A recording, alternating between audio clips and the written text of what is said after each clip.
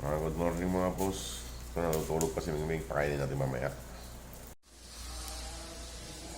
Good morning mga boss. Yan, kumakain na si Mingming. Itlog at saka yung natirang manok ulam niya.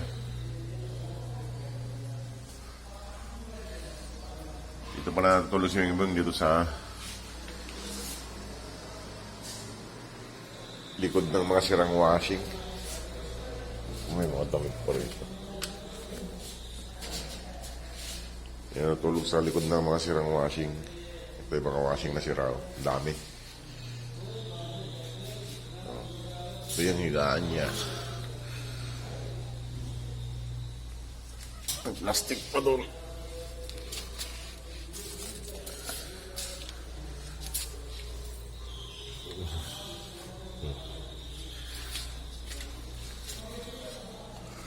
Kumain ka na, Mingming?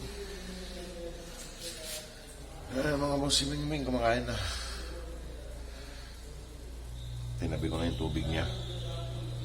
Mamaya tanggalin ko, baka matapon yan.